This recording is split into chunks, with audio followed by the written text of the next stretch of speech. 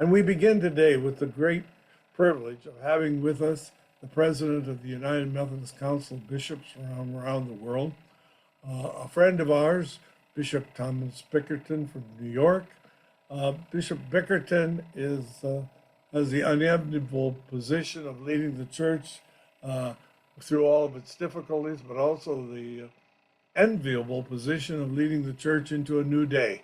And so we're grateful. We know that, Bishop, you have been a leader in our denomination for years. With some people, they may have already forgotten, but others of us will never forget how you led the Imagine campaign that combated malaria and raised, I believe, nearly $10 million from our denomination in one of the greatest displays of the church at its best. Your leadership internationally, fighting poverty and hunger and disease, malaria, HIV, and AIDS is truly appreciated. We hope that the United Methodist Church might again recover its deep sense of mission and ministry to all people. And you have led us in a way that no other bishop has ever been able to do. And so we're grateful for you at this time. Your recent speech to the Council of Bishops needs repeating in various ways. And today we've invited you to speak to us about pivoting United Methodism toward a hope-filled future. Bishop Bickerton, thank you for being here. Thank you so much, Dr. Messer and Dr. Martz and members of the team for putting together this event. It's always a great joy to be with you, and I greatly appreciate the chance to be back with you today.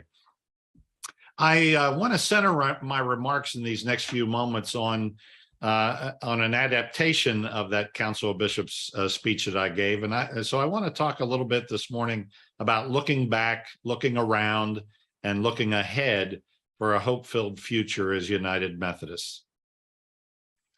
A few months ago, I was invited to deliver a speech on building a beloved community. I'm a bit of a wordsmith, so in preparing for that speech, I pulled up good old Webster's dictionary to find the definition of the word beloved. Not surprisingly, Webster's offers a very simple definition. Beloved means dearly loved or dear to the heart. The phrase or idea of beloved community was first used in the late 19th and early 20th century by the philosopher theologian Josiah Royce as a part of his founding of the Fellowship of Reconciliation. It was then popularized by Reverend Dr. Martin Luther King Jr. during the height of the Civil Rights Movement. As I researched this phrase further, I discovered that there were 5 defining characteristics of a beloved community. 1, a shared desire to be peaceful, happy, and safe. 2, a recognition that while conflict still exists, it's resolved peacefully, non-violently, and without hostility, ill will, or resentment. 3, in the beloved community, there's a recognition of the inherent worth and value of all people, animals, and ecosystems. 4, a beloved community is motivated by unconditional and all-inclusive kindness, compassion, and love for all life. To that end, a beloved community works cooperatively to peacefully end hunger, prejudice, poverty, homelessness, environmental destruction, and violence and injustice of all kinds. And 5thly, in a beloved community, the means we use to create change are just as kind and compassionate as the ends that we seek. Now, interestingly enough, while I was doing my research on this concept of beloved community, I was simultaneously working on a speech on the events leading up to the split of the church over slavery during the Civil War. As we all know, one of the most volatile periods of time in history of the United States is that period in the mid-1800s when this country literally divided over the issue of slavery. The value of oppressing a race of people in order to further the economy of the privileged outweighed the value of loving everyone as our neighbor in the gospel message. And as a result, we were immersed in a civil war. It became so toxic that siblings often fought against siblings in border states, homes were divided, battle lines were drawn, accusations were made, and as a result, division took place in every aspect of life, including the places where we worshiped. That lack of unity found its way into the Methodist Episcopal Church, and in 1844, it led to the formation of the Methodist Episcopal Church South. It was territorial, culturally driven, and oppositional in spirit. It was anything but a model for beloved community. I'm a collector of old books of discipline. Some would call that a sick behavior, especially given the recent ineffectiveness of the gatherings that create those books. But still, in my work as a bishop, other than the Bible, it's the book that I'm expected to know the most about. I jokingly say to my pastors that I know that they keep a copy of the discipline on their nightstand and engage in reading it every night before they go to bed. To do my research on the church split piece, I turned to a copy of the 1860 Book of Discipline. Now, this particular copy that I have in my possession was owned by a gentleman by the name of H.J. Taylor. In fact, almost every book of discipline I have in my collection is signed by someone, and I found that often those someones are laypersons. I've discovered that these little books of discipline were signed by laity because, in fact, they were kept by their bedside and were indeed read with regularity. Those little books of discipline often stated that the primary responsibility of a United Methodist was to know the scriptures, and the secondary responsibility was to know their book of discipline. The reason? The 2016 Book of Discipline is a book of rules. The 1860 Book of Discipline was a book of conduct. The 2016 Book of Discipline is a result of legislation.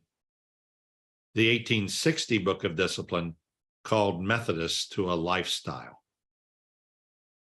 On page 67 of the 1860 Book of Discipline, there is section number 4 entitled The Necessity of Union Among Ourselves. Now, keep in mind that this is in the midst of the Civil War and right in the middle of a major church split.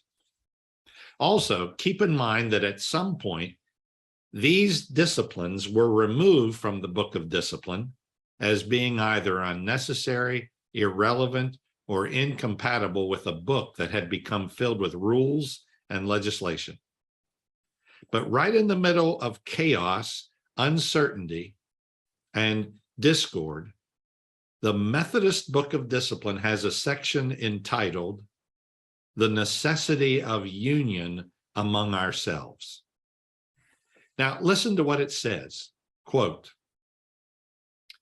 "Let us be deeply sensible from what we have known of the evil of a division in principle, spirit, or practice, and the dreadful consequences to ourselves and others. If we are united, what can stand before us? If we divide, we shall destroy ourselves, the work of God, and the souls of our people." Question: what can be done in order to achieve a closer union with each other? Answer: 1, let us be deeply convinced of the absolute necessity of it. 2, pray earnestly for and speak freely to each other. 3, when we meet, let us never part without prayer. 4, take great care not to despise each other's gifts. 5, never speak lightly of each other. 6, let us defend each other's character in everything so far as is consistent with the truth. 7, labor in honor, each to prefer the other before himself. And 8, we recommend a serious perusal of the book the causes, evils, and cures of heart and church division. Now, there it is, right in the middle of a book of discipline. There it is, the essence of what it means to be in love and charity with one another. The call is to be sensible and aware of the evil around us and the consequences of it. The reality stated is simple yet profound. If we are united, we're strong. But if we're divided, we will destroy ourselves, kill the work of God we've been called to, and do harm to vulnerable souls. This little 1860 book of discipline, in a very simple form, gives some very strong words of direction. Convince yourself of the absolute need for unity. Pray for one another. Talk to, not at, one another. Pray before you leave. Don't despise one another. Don't speak lightly of one another. Defend one another's character and work hard so that you value someone else before yourself. The theme about how to find unity among ourselves is simple. You've got to love your neighbor. It's all about honoring gifts, valuing relationship, seeing the good in one another, and seeking God's presence to remind you of it when you stray away. It's why this same little book admonishes preachers in a section about how they are to conduct themselves, that the primary function of a preacher is to do nothing but save souls. It's about someone else, always about someone else. Now, doesn't that sound like the components of the beloved community?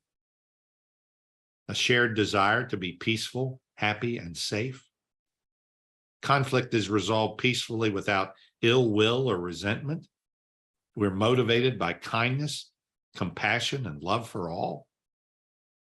Peace isn't just something that happens. It has to be a desire. Happiness these days seems so far gone, but it can only be revived when we find joy in one another. Now, as we look back, this section of the 1860 Book of Discipline, along with other sections on the conduct of clergy, laity, and congregations, that section was found in every edition of the Book of Discipline from 1784 until 1939. In 1939, the General Conference that established the Methodist Church through merger eliminated all of these sections from our Book of Discipline. This General Conference, known most especially for the formation of the racist-driven central jurisdiction, also removed every section related to how Methodism was to conduct itself as a movement. There was a recognition that the frontier was being replaced with buildings, the circuit rider was being replaced with educated pastors, and the movement was being replaced by an institution. In 1939, the process began to unfold, which made our Methodist Book of Discipline a rule book of laws and legislation rather than a book about the discipline needed to maintain the spirit of Christ within and the mission to serve throughout. In 1968, this work to institutionalize the church continued in the next merger. Agencies were created, norms were established, compromises were made. And I would argue that 56 years later, we are working harder to preserve the institution and the structure that was created to preserve that institution than we are the missional spirit that will provide the basis upon which our theology can find life and application. It's not so very hard, friends, and it doesn't take very long to realize that our world is immersed in a real struggle right now. I was really blessed a few months ago to share a meal with former President of the United States, Bill Clinton. In that conversation, Mr. Clinton looked at me and said, "I'd like your opinion on what you think we should be doing to correct the imbalance in our world today. You see," he said, "the real problem is that we've stopped talking with one another and instead are only talking at one another. I couldn't agree more.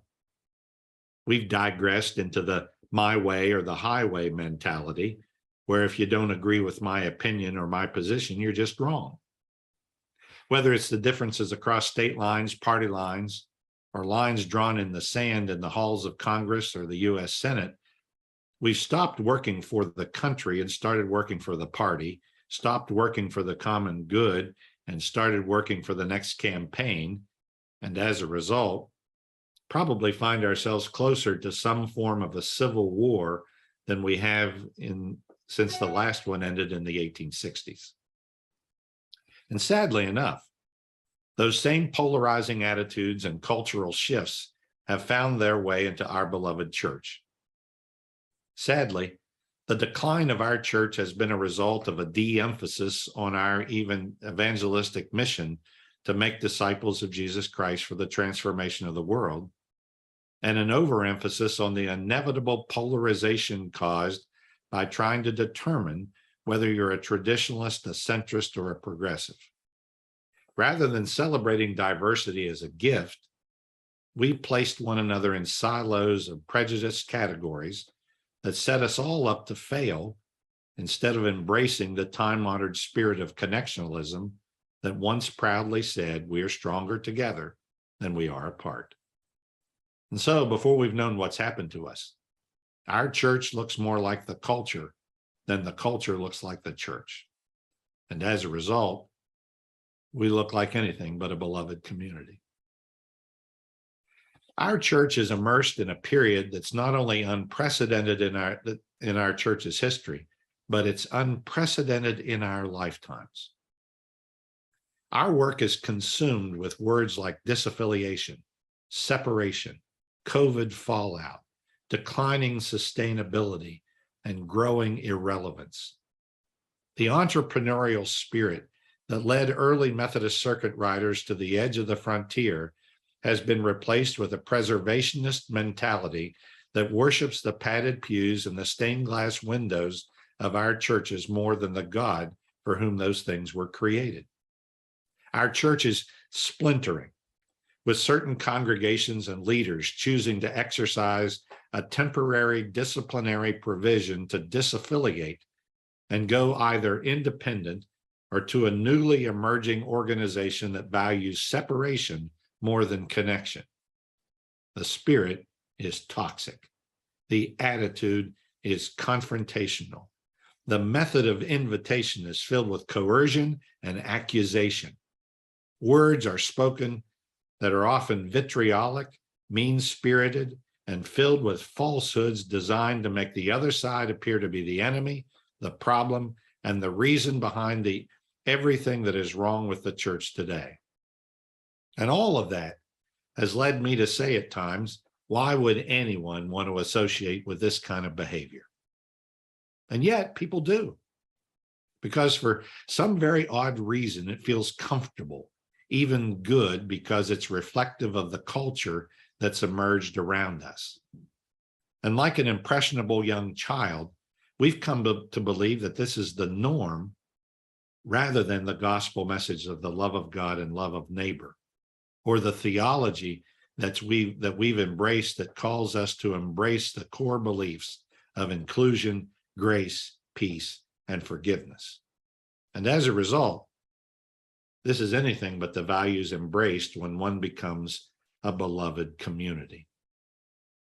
Now, I don't know about you, but everywhere I go, every meeting I attend, every speech I deliver is among people who, when asked to describe themselves, admit that they are tired, worn out, and seriously wondering how much longer they can hang on in the midst of this toxic environment of uncertainty and anger. You know it to be true. Our conversations are dominated with disaffiliations. Did you know that the North Carolina Annual Conference is having a special session today to authenticate the disaffiliation of 33% of their congregations? See how it rolls off my tongue? We're dominated with it. Post-COVID recovery conversations, we're dominated with creating legislation related to the upcoming General Conference that has not met in regular session since 2016 and has a track record, including 2019, of doing more harm than good in building the body of Christ. It's my conviction that it's time for this denomination to do the hard work, the very hard work of pivoting the conversation, pivoting the emphasis away from where our trajectory is pointing to a conversation focused on where God is calling us to be, away from toxicity and division to a conversation about beloved community and joy in being a part of something truly life-giving and transformative, away from laws and rules and paragraphs about what it means to comply, to the hope-filled work of finally putting an achievable plan to our mission of making disciples of Jesus Christ for the transformation of the world, and making a theme that we've been embarrassed to promote, open hearts, open minds, open doors, into a clarion call for full inclusion and the expression that our theology really is an open table for all, based on grace, love, hope, justice, and joy that we can not only live into, but find joy from. It's time, friends, to pivot away from what is killing us into a conversation about what Methodism's next expression should look like and begin now to put the pieces in place to make it a reality. But make no mistake, this pivot is not only needed immediately, it's not easy to achieve. Like a drug addict or an alcoholic who loves to claim that they can control their addiction, but constantly turns back to the pill or the bottle, even the best leaders in our beloved United Methodist Church will have a hard time staying focused on not only how to make the pivot, but also proclaim the possibilities that lie ahead when we focus on the horizon that's established when that pivot is made. We must not only hold one another accountable to these critical, life-giving conversations about the next expression of Methodism, but we must seek out and nurture prophetic voices that will provide clear and compelling reasons for us to leave behind past structures, sins, and missteps, and place in our satchels once again the very things that will create a new movement based on beloved community and the integration of a relevant theology that will convincingly reach the younger generations, the marginalized, the oppressed, and in effect, anyone who is seeking a way out of the morass of the existence that we're currently living in. To close today, I would share with you a reading. Every day, I, like many of you, read from the daily meditation from Richard Rohr. The meditation from yesterday speaks directly to what I'm attempting to say to you this morning. Quoting Brian McLaren, yesterday's reading posed these interesting questions. What would it mean for us if we happened to live during the decline of the old humanity, when a new humanity is in the painful process of being born? What if the growth of the new movement, the new humanity, the new social creation or construction depends on the old one losing its hegemony? As I write these words, I can't help but feel a flood of resonances with the Hebrew scriptures. I feel echoes of Isaiah, speaking of God doing a new thing, something fresh springing forth, so that there will be good news for the poor, recovery of sight for the blind, freedom for the incarcerated and oppressed. I hear the prophet imagining a promise when weapons are recycled into farm equipment because nobody studies war anymore.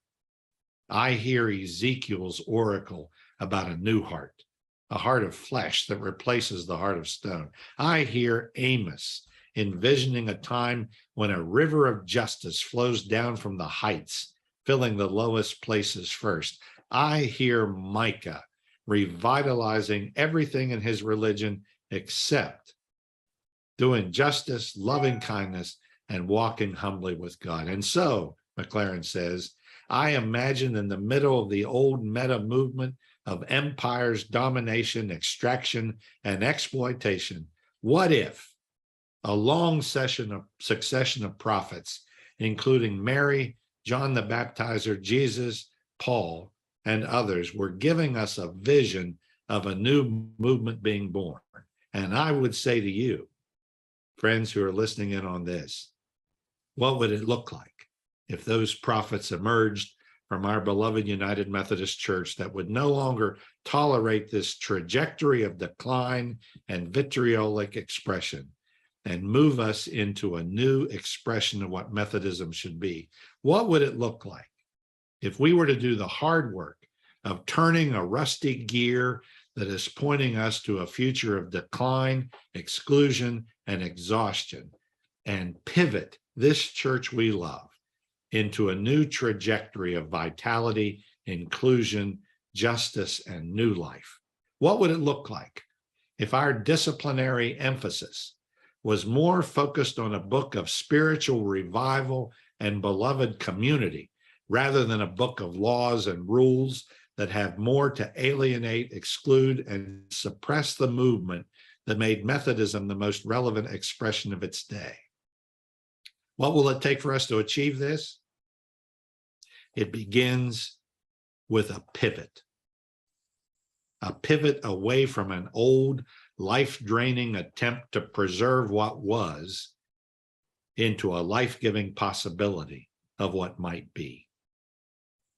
I read the other day a reflection on the tomb.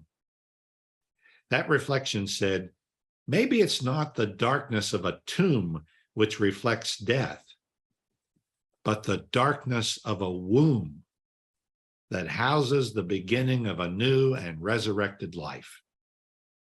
Maybe the darkness we are in is not the death of a tomb, but the new life of beloved community within us waiting to be resurrected. And if we are caretakers, the midwife of a birth about to happen, our job is to help one another breathe and prepare for one another for one last push that will result in new life around us.